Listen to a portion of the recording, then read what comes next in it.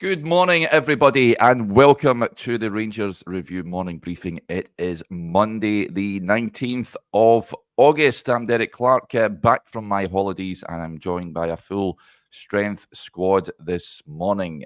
Chris and Stevie join me, and Chris needs to change his little bio there. I just noticed that just when it was heading to your good self, Chris. But good to have you on. You're not from Hampden. You're from your Rangers Cove in your house. How you doing? There we go. Just like that, we're changed already. We'll call that a legacy issue from Saturday. Also, myself and Stevie were on both shows. Tried to make sure I ticked all the right boxes and did all the right things, and then forgot to revert them. So that's my first and only mistake this week. Hopefully, Stevie joins us as well. How's it going, Stevie? Yeah, fine, thanks. I'm just throwing this out there. Chris and I covered Saturday. Really good performance, clean sheet, 2-0 victory, up the road, no hassles. That's all I'm going to say. Yeah, easy peasy. Yep. We'll get I'm on. not saying it's down to me and Chris, but I'd be wrong not to say it. Yeah, absolutely. Quite right to point that out, Stevie. So yeah, Joshua, if you're listening, there you go. But lots to talk about today, and we'll talk about the offer. It's the last day, of course, folks, that you can take out a subscription to the Rangers Review website. We've got the flash sale on. So many of you have taken advantage of it, so thank you for doing just that. If you want to head over to rangersreview.co.uk/subscribe, you can sign up, but we'll discuss that a wee bit more later on in the show. But a winning weekend for Rangers. Oh, how they had to win that game against St Johnstone. Not a classic by any matter of means. Rangers booking their place in the quarter-finals of the I was going to say Carabao Cup there, the Premier Sports Cup. We'll take on Dundee at Hampden on, I think, the 21st or the 22nd of September after a 2-0 win. Cyril Dessers with the first opening goal, which certainly angered Craig Levein afterwards, which was quite amusing, I've got to say, when I watched his press conference. Not best pleased. And Ross McCausland with a lovely little goal later on in the game to make sure of Rangers' progression to the next round. Now, you both guys were at the game. Chris, it was in flashes, Rangers were decent, but I think there's still question marks surrounding different areas of the pitch. In these cup games, it's all about progressing, I guess. I think as self and Stevie spoke about post-match, it was fine. It was what it was. It felt like one of these games that if you are overly positive, you perhaps topped it up more than it deserved. If you're overly negative, then you were more critical than you should have been. Ultimately, as you said, Derek, it's the result that really mattered. Yes, a free-flowing, scintillating feast of football performance would have been great. Was that ever going to happen, considering where the squad is, where the team is, on the back of Dynamo Kiev? No. Rangers had to get through. They had to take care of that particular bit of business. They did that. I didn't feel they were ever likely to lose the game. Once they scored, you always backed them to go on and win it, which they did. And I just felt it was comfortable enough against a St Johnstone side who I thought acquitted themselves quite well, who could have caused Rangers more problems than they did.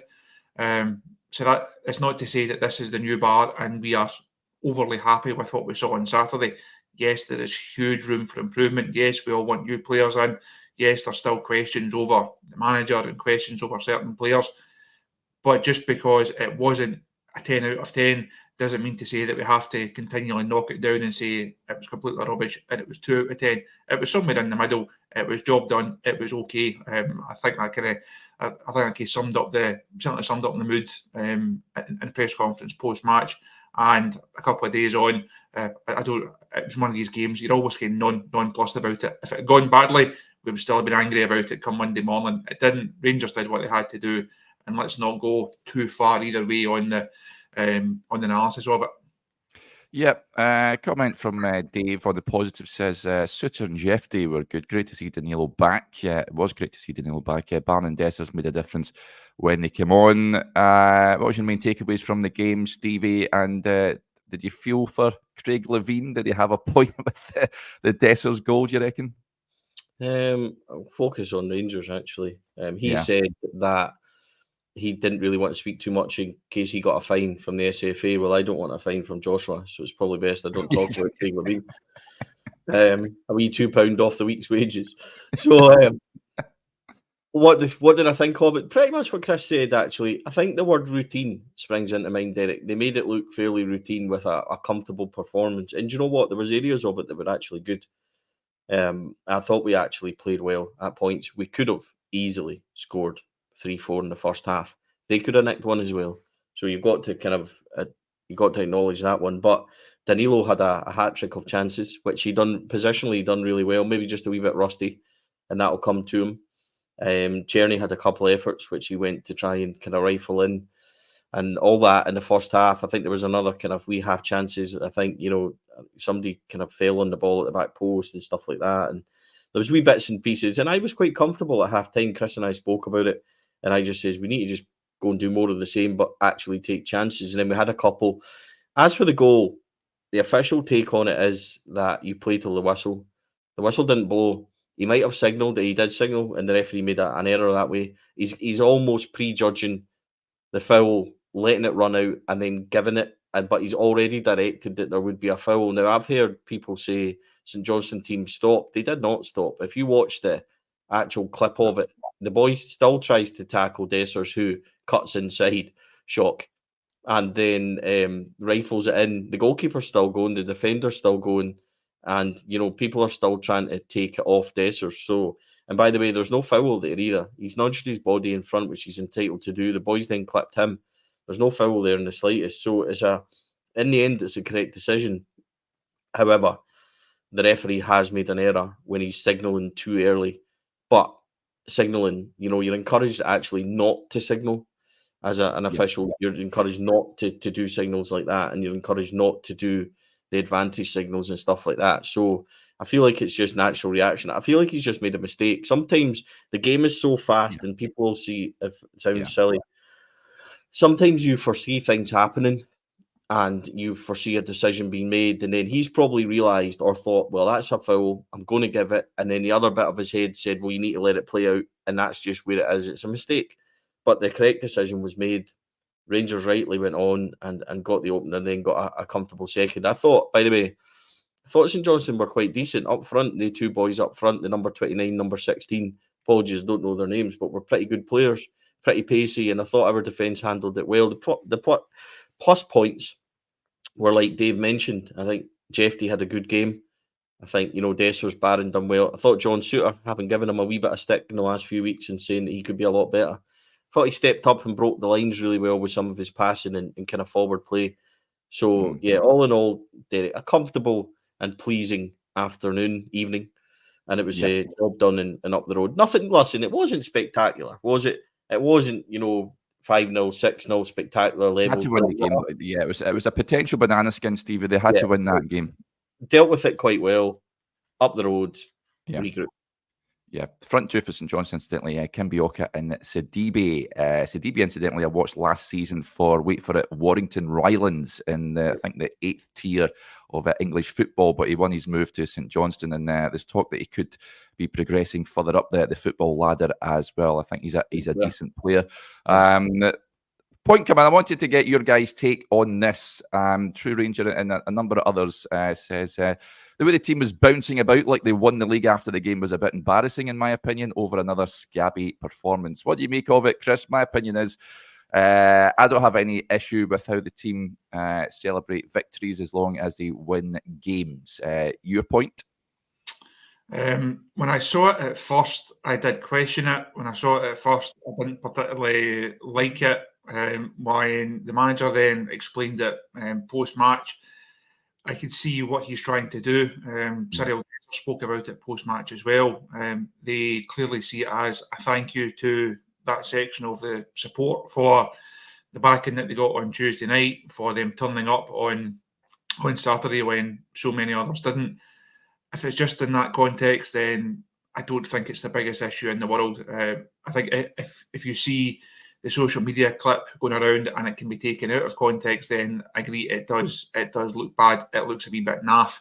But I think if you listen to the players and the manager speak about it and you understand why they wanted to do it, I don't think it's that big an issue, to be fair. I say at first viewing, I thought it was a bit off, but a couple of days on, it's not something I really lose any sleep over.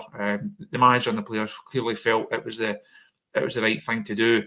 I think I actually made the point in my analysis piece, you look at the general mood of the fans right now, it's not good. It's not been good for some time for a variety of reasons. Clement spoke a lot about synergy, I think was the word that he used, between fans and supporters. He has to try and rebuild that again. He has to find some way of getting the support as a whole back on the side of this team, regardless of what doubts they have about the individuals, regardless of what doubts they have over the team. It has to try and rebuild that synergy. And if that, even though it was a bit OTT, if you like, if that has any part to play in rebuilding that synergy, then it's done its job. So I do get why people think it was okay. I do get why people think it was the wrong thing to do. Ultimately, it's the manager's call. Just like Lap of Honour after the Old Firm game and that type of thing, it's his call. He makes these decisions, and ultimately, in the bigger picture, he will live and die by every decision that he makes.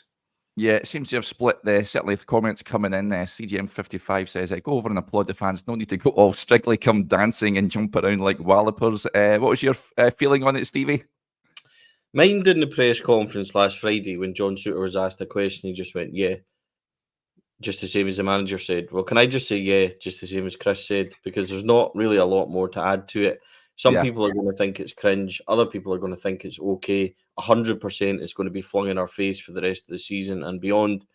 Can we just get on with it and just concentrate on winning games and being successful? And then once you've won games and been successful and built that kind of team, then you can do whatever you want. That's the way I see it. I don't really care. I don't really like it. There's more important things going on about the football club rather than at the end. Do I think it was a great idea and everything else? I think that we should avoid things that can potentially be flung back at us. Just concentrate on winning games and winning, cups and leagues and stuff like that. And then the rest, you can do whatever you want. That's my opinion on it. Yeah. Just win football matches, I think, is what we all want to see Rangers doing, and that's for sure. Points in the game, of course, as we touched on, good to see Dessers getting his goal and Ross McCausland as well netting. Also, left back, of course, as was comment came in, Jeffy playing there, but there's seen reports from Italy, Nicolo Schira, who is a transfer market guru over there, has claimed that Rangers yesterday have shown an interest in Salernitana's left back, Domagoj Bradaric. He's a Croatian, 24 years of age. Says that the club have opened talks for a loan with the option to buy, but Salernitana have asked for an obligation upon reaching certain conditions. And he says expected a new round of talks in the next few days. Now, he spent a couple of years at Salernitana, previously at Lille in France, and before that Hajduk Split in his homeland. He's made 4 appearances for the national team as well. But with Ridvan Yilmaz's injury, Chris, do you think this makes sense for Rangers to look to strengthen in that department? I will quote what the manager said on Friday when he was asked about the question was, will you look to bring in another left back? And Clement said, I don't think we have the assets to do those things now. I think we need to put all the focus on the positions we need for the squad for the rest of the season. He went on to speak about having Ridvan and Jefte there for the rest of the season. We have a third one with Robbie Fraser, who made a really good evolution over the last couple of months. And he then spoke about the young players having to take their chances. I would be amazed if Rangers, given all the business that they have to do, given how busy this next couple of weeks has to be for them, if a left back is the next player in the building, people are not going to appreciate that at all. That the comments under that signing tweet are not going to be positive. Yes, it's a huge blow that Ridvan is out for that 4 to 6 weeks that the manager has outlined, but that doesn't mean to say that if it had been 4 to 6 months, that's then a different situation. 4 to 6 weeks. You just have to find a way to get through it. Jeffy, I think, has been really impressive. Again, me and Stevie spoke a bit about him actually before and after the game on Saturday. I think he's been really impressive. Fair play to him. Came in, took his chance really well. We know that the manager does have faith in young Robbie Fraser because he's given him that contract. He's had him in the squad. Rangers just have to get through these next few weeks with those two options. If there was no one else there, then that's in a different situation. But I think the manager almost killed that one dead on Friday. So all the links and all the deals over the next couple of weeks, I don't see a left back being one of them. Chris mentioned Robbie Fraser there, Stevie. He's just been offered a 3-year deal. He's 21 years of age. I would like to see him getting a run of games as opposed to going out and strengthening that area of the pitch. If he's not good enough, he came on at the weekend. If he's not good enough to start these games, then why have we offered him a new contract? Signed a new contract, didn't he? Signed a 2-year deal, Chris. Oh, yeah, sorry, yes. Yeah, good deal. So, listen, see if we signed I'm going to be completely honest with you. See if we signed our left back, it would be the most Rangers thing to possibly do, considering that we have an urgent need to get more up front wingers, yes. a 10 that's about as mobile as I am, and we urgently need positions all over the place being strengthened. Left back might not be great, right? Ridvan Yilmaz might be made like a rich tea biscuit, but unless we're going to sell him, then we're not replacing him and we're not getting somebody else. And I would be particularly miffed considering the amount of work we did if we suddenly got another left back. So I'm not sure that's anything more than speculation. There was another boy like from Man U as well, or ex-Man United. Brandon Williams. Yeah, and that was kind of quickly rubbish. I don't see there being, I just don't think that Clement would come out and kind of rubbish it. And then Clement's always been fairly straight-batted when he spoke about these kind of things. So I don't see that happening. But it would be, very Rangers-like to just go and get another left back. And as Cliff mentioned there, by the way, I've had enough of Croatian left backs. You know what I mean? It's not. Listen, I'm not saying that the Croatian left back we had was bad or anything like that, but it's just time to move on. I need. Yeah. By the way, Jeffy was very, very good on Saturday, and there will be games where he's not defensively challenged, where we can let him have a free run. He actually really helped Matondo, who looked brighter with him on the left as well, and it's no surprise really that they two with their pace linked up. So there's going to be games where that's going to be really handy for us. If both players are still here at the end of the window, I would expect obviously Jeffy to be. But yeah, Robbie, again, is a good player. I would rather we just, regardless of what happened with Ridvan, I would rather we just concentrated on other areas of the pitch, Derek, which are much more priority for me. Yeah. If you were to talk about the other fullback position, then we need urgent reinforcements up front also. So, and I'm talking about 10s, wings, wherever you want to give me somebody. You know what I mean? I'm not for this one. Just go and get me somebody else. Yeah. Not like potential to bring in 6 players either, is it? We maybe have 1, possibly 2 if we're lucky, depending on who we can get in or out. If you were bringing in 8, like the good old days, you go, I go get another left back, no bother. Yeah, but those days are long gone. We have to prioritise, don't we? And there's more positions than that. The manager did say players have to move out the building before players come in as well. Before we address some of the other points, before I forget, and I'll flag up this offer, folks. This is the new season sale that we're running over on the website. Not only do we have a wonderful YouTube channel that you're all a part of, we do have the website. We're offering a flash sale, 12 quid for an entire year. And there's so many of you have taken up the offer. As I touched on at the start of the show, it's the last day of the offer to take advantage of this. So head over to rangersreview.co.uk/subscribe to sign up. And as well as that, Stevie, you've still got the link to get an extra 10% off. Is it Clifford 10? It is, mate. I'm not sure if that's squad number 10 or 10 stone overweight. I'm not sure either way.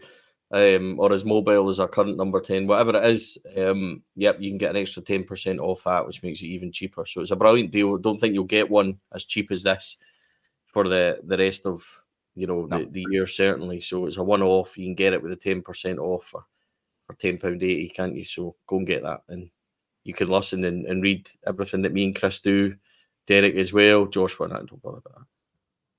Yeah. Chris, they can find lots of, I mean, if someone that's maybe thinking about taking out a subscription, why should they do so? Just as Stevie outlined there, you can read every word that he writes and every word that I write. If that's not enough to entice you in, then nothing will. If you like your tactical analysis, then also Josh is your man. We have historical deep dives. Obviously, Martin Ramsey provides some great insight in that.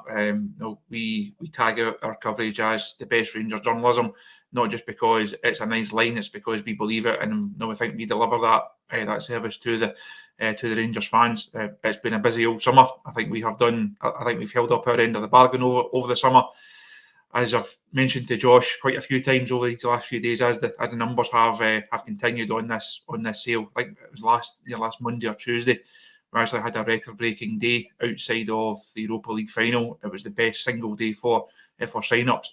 And we always say, if this is the support that we get when the team is perhaps not functioning as it could do, what would be possible if Rangers could go on and have a wonderful season? Hopefully that's the case. Hopefully there's some big games, some big performances, some silverware to come. And if you want to be with us on that particular journey, as Stevie said, this is your time to sign up. So take advantage of it. It's £12 for 12 months. All the links are on all our social media, also on the description below. So take advantage of it. And if you support the channel, you like what we do, come and get a look at the website and support us on there as well. Yeah, top stuff. Go and take advantage before it runs out, folks. Clifford 10, if you take out the subscription, get an extra 10% off. Sammy says, I've all subscribed. Thanks for the offer.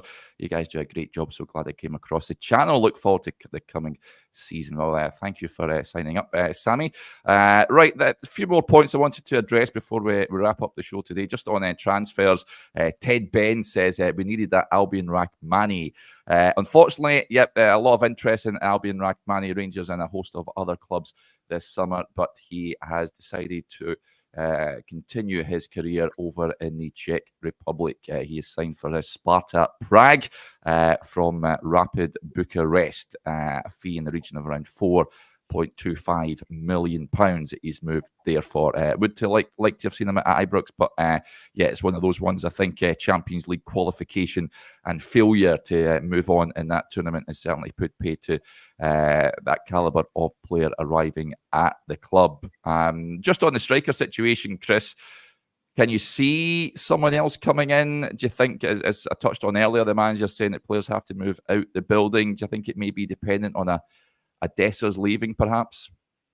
I would be surprised if a number 9 comes in now. I mentioned on the show a couple of weeks ago that I didn't see Rangers carrying 4 centre forwards, 4 number 9s within the squad. The manager has spoken about Danilo being involved, and also then gave him his chance at the weekend. He has repeatedly addressed the Igaman situation about how he will get his chance, and it will be a time to eventually put him in.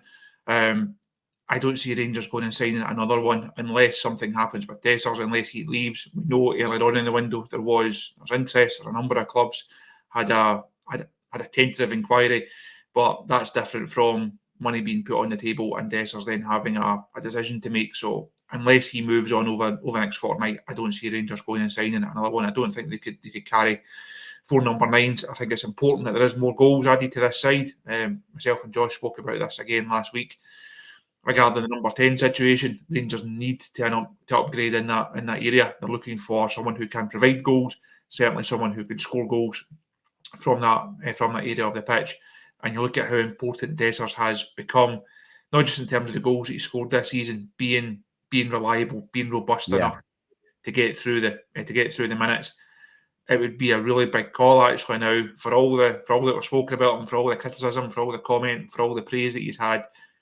It's at this stage, a fortnight or so left. It's actually a big decision now if the manager was to sell him, because can you get someone in who we think will go on and get 20 goals a season again, and who can play the minutes that Dessers plays, especially where there's still doubts about Danilo and certainly doubts about Igaman. So I would be surprised if another one comes in. Would you go along with that, Stevie? I go with Chris. I think Dessers for me stays. And based on that, I can't see Rangers strengthening, and it will cost a bit of money, of course, to bring in a striker. They have been linked with several, of course, this summer, maybe dependent on players elsewhere moving out the door, like Cantwell, of course, Hadji possibly heading out. Aye, I think Chris summed it up pretty much. Would I sell Cyril Dessers in exchange for somebody else is a different question to whether or not I would sell Cyril Dessers now. So, listen, it might just be that we need to go with it. But yeah, I think there's genuinely, I think there's more urgent positions that probably need. Cyril's going to just, delight and annoy us for the rest of the season. That's fine. He'll probably still get 25 goals, Derek, because he'll probably still should have got 40, and he'll probably go clean through round the goalie, about to tap it in on an empty net and still chop inside on his other foot. But listen, the big guy's still there. He's still accountable. He turned up on Saturday again, 3 goals, I think, this season already. He's well on his way. So we just need to get behind him. I would rather. It's probably a different question to ask. What would you rather have? Get a couple of 10s out the door and get a 10 in, and maybe another winger, which I do think we need. Would you take a Seema type last minute kind of deal if you had to keep Dessers and things like that? Then that's a different kind of question, isn't it? Because I think everybody would be more. I think the 10's vital. If you can get somebody in that can play next to Diamande, Barron, Raskin, those type of midfielders, Sterling possibly in there, then yeah. I still listen. I know that this is a tired conversation, but James Tavernier, on his performance on Saturday, there's still big questions round about, what happens with him. He doesn't look like, he's a player that we all know that he can get to as well. So I think there's other positions in this team that urgently need rectifying. And it would be, it's more a case of, what's your poison, because some people will say, I really want a 10, I really want a striker, but I wouldn't really want a striker, or some would want a winger, some want a centre midfielder. You could just about justify any position in the squad, maybe apart from goalkeeper and left back and stuff. So yeah, Dessers is Dessers, I think it'll be easier for him just to finally say something on him if he has a really big moment, say in an Old Firm game or something, where he has a really big moment and he scored. Yeah, he has scored, but I'm talking about like a winner or something like that. And I don't really care how he does it. You know what I mean? If he chops inside a million times and then somehow gets it, I don't really care. Just if he has that moment, I think everybody will relax a wee bit about the big guy, and then we can kind of move on for that conversation. Derek, if you ask me genuinely, I would rather have a proper 10. Give me a number 10 as my vital position. Clear out a couple of the boys that don't want to be here and give me that first. And I think that could be the difference between, us having a really good season or us having a season which is going to be difficult. Yeah. I feel about the 10. I don't think Rangers have got a player in there that can perform in that position that Philip Clement wants him to. So I would scrap it completely. But I don't think the manager is going to. So I think it's going to be Tom Lawrence, or he'll try and chop and change and find players that can fill that role. But I agree with you, Stevie. Rangers do need, if they are going to be playing that number 10 role, they do need to go out and get someone that is mobile enough. Whether they can do that remains to be seen. But as the manager said, and as I touched on, I think it's dependent on the likes of Cantwell and Hadji moving out the building. Right, a couple more points before we wrap up. This from Francis, sort of at the tail end of the week. I think it was... not too sure whether the reports emerged, but I think they have been knocked down, Chris. She says, is there any truth in Matondo and Leeds? Don't think there is there? No, that one got played down as quickly as it got topped up. If the question is, would Rangers sell Rabbi Matondo, then I think the answer to that one is yes. Will he be going to Leeds? The answer to that one is no. So we can strike that one off of the English clubs. I think there's a number in the top flight that we can strike off. There's probably some League One and League Two ones that we can strike off. The market for Rabbi Matondo is all of a sudden becoming smaller and smaller. But I think his game time and his impact so far this season lets you know that there's better options there. And Rangers have a lot of money tied up in Rabbi in terms of the fee they paid for him and the wages. He should be allowed to move on if they can do a deal. As you mentioned earlier on, Derek, the manager has reinforced this 1 in, 1 out. as Stevie mentioned there, I think they do need another wide option. They certainly need another winger. They need improvement on Matondo. If they could get him out and get another player in, I think that would be a good swap. Yeah. If there's any news, incidentally, folks, with transfer outgoings or potential incomings, keep your eyes peeled on the YouTube channel, on the website as well, and on our social media accounts also. Doug Edwards has just signed up to the website, just signed up using Stevie's code. Thank you very much, Doug, and welcome aboard. And big thanks to Bluebells Are Blue for its kind generosity once again. He's just gifted 10 Rangers Review YouTube memberships as well. So do go and take one of those up, folks. Thank you again for your generosity, buddy. It is greatly appreciated. Right, that'll do us there. Big thanks to Chris and Stevie as ever. And thank you to you all for tuning in to the show as well. If you want to take up that offer, folks, the link is in the description below as well, rangersreview.co.uk/subscribe. Right, we'll speak to you again tomorrow morning. Until then, enjoy the rest of your Monday. Bye for now.